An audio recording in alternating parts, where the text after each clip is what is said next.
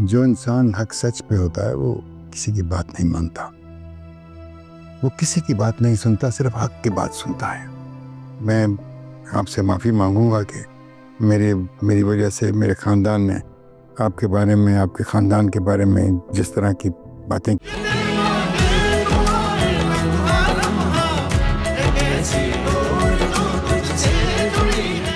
मेरी एक बात याद रखिएगा सबाहत बेगम, अल्लाह ताला हक और सच को पर्दों में छुपा कर नहीं रखता, उसको वाज़े कर देता है, सामने ले आता है। यही कुछ मेरे साथ हुआ। अपने कमरे से तो मैं मुसर्रत से माफ़ी मांगने निकला था, लेकिन पता चला कि कसूर तो सारा मुसर्रत और अदनान का है। बात कसूर और गलती की नहीं है, बात बेअदबी की है। मीरब को मुसर्रत के सामने ज़बान चलाने की ज़रूरत ही नहीं है। मीरब भूल जाती है कि इस घर के उसके ऊपर कितने एहसानात हैं और मैं और मीरब मरकर भी ये एहसानात नहीं उतार सकते। वैसे भी मुसर्रत उसकी बड़ी नंद है, उसके शौहर की बड़ी बहन है, उसे बिल्कुल ज़ेब नहीं देता। देखिए, मुसर्रत को भी ज़ेब नहीं देता कि वो किसी को उसकी औकात याद दिलाए या उसको माँ बाप का ताना दे। नहीं, गलती मीरब की है। वो लिहाज ही नहीं करती किसी का, आपकी मानती है ना सास की, और ना ही मेरी कोई बात सुनती। जो इंसान हक सच पे होता है वो किसी की बात नहीं मानता, वो किसी की बात नहीं सुनता, सिर्फ हक की बात सुनता है।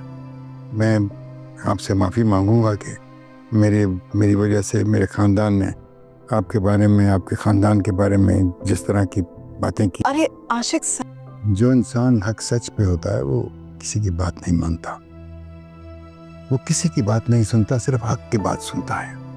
मैं आपसे माफ़ी मांगूंगा कि मेरी वजह से मेरे ख़ानदान ने आपके बारे में, आपके ख़ानदान के बारे में जिस तरह की बातें ने माफ़ कर दिया है। मुझे कोई शिकवा ही नहीं है किसी से। मैं तो एहसानमंद हूँ आप लोगों की। सबाहत बेगम, आप बहुत अजीम और बुलंद खातून हैं। आप और नाइला बेगम अजीम हैं, और मैं मरकर भी आपका एहसान नहीं उतार सकती। अरे कभी ये एहसान वगैरह की बात मत कीजिए। शुक्रिया।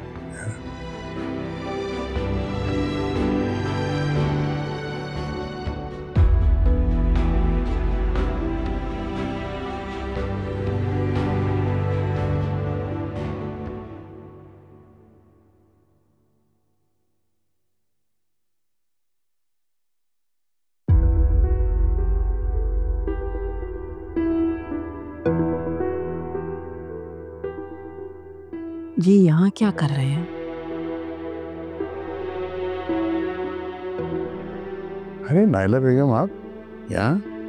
आप तो बेटी से माफ़ी मांगने गए थे, यहाँ कैसे? आप खुद ही बताइए, मुझे बेटी के पास माफ़ी मांगने जाना चाहिए था या यहाँ आना चाहिए था? नहीं, आपने अच्छा किया। आइए। चलिए।